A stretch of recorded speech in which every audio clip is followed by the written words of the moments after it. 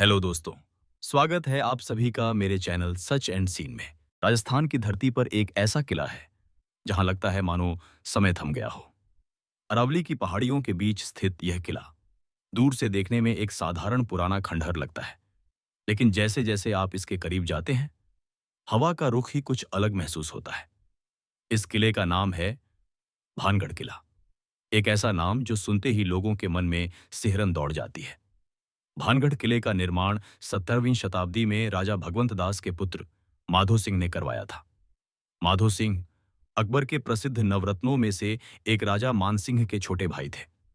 यह किला वास्तुकला की दृष्टि से बहुत ही भव्य था। इसके चारों ओर एक पूरा नगर बसा हुआ था, जिसमें मंदिर, बाजार, हवेलियां और सुंदर महल थे। उस समय यह जगह जीवन से भरी हुई थी। लोग हंसते बोलते थे, उत्सव मनाते थे, मगर किसी को नहीं पता था कि कुछ ही समय में इस नगर की रूह तक कांप उठेगी।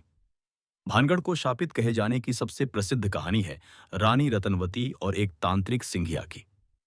रानी रतनवती अत्यंत सुंदर थीं। उनकी सुंदरता की चर्चा दूर दूर तक होती थी। उसी नगर में एक तांत्रिक भी रहता था, जो रानी के रूप पर मोहित हो गया।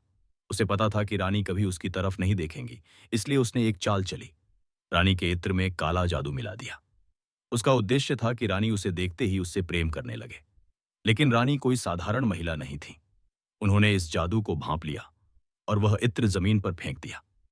इत्र जमीन पर गिरते ही जादू उल्टा हो गया और वही जादू तांत्रिक पर ही पड़ गया। तांत्रिक की मौके पर ही मृत्यु हो गई, लेकिन मरने से पहले उसने एक भयानक श्राप दिया।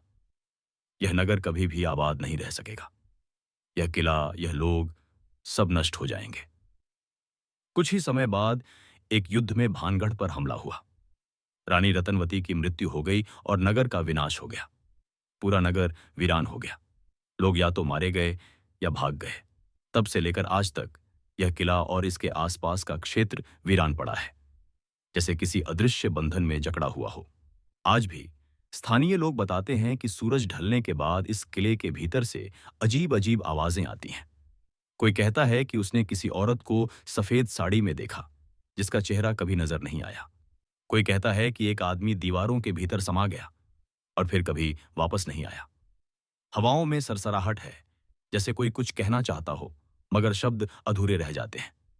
भानगढ़ भारत का एकमात्र स्थान है जहां भारतीय पुरातत्व सर्वेक्षण विभाग एएसआई ने आधिकारिक रूप से बोर्ड लगा रखा है, जिस पर साफ शब्दों में लिखा है, सूर्यास्त के बाद इस परिसर में प्रवेश करना मना है। ऐसा सिर्फ डराने के लिए नहीं, बल्कि सच में लोगों के अनुभवों के आधार पर किया गया है। बहुत से लोग जो चुपके से रात को अंदर गए, कुछ कभी वापस नहीं आए, और जो लौटे वे कभी पहले जैसे नहीं रहे। कुछ वैज्ञानिक मानते हैं कि यह सब बस मन की उपज है या किसी विशेष चुंबकीय क्षेत्र के कारण मानसिक भ्रम होता है। लेकिन जो लोग वहां गए वे कहते हैं, कुछ तो है जो दिखता नहीं मगर महसूस जरूर होता है। वहां की हवा में एक अजीब सी ठंडक, एक रहस्यमयपन घुला होता है, जो शब्दों में नहीं बस अनुभव में आता है। आज भी भानगढ़ एक शांत मगर बेचैन जगह है। न वहां कोई बसता है, न रात को कोई जाता है। सिर्फ एक पुरानी कथा, कुछ अधूरी चीखें और दीवारों पर चिपके हुए रहस्य वहां बचे हैं। शायद कोई आत्मा अब भी कैद है उस श्राप में।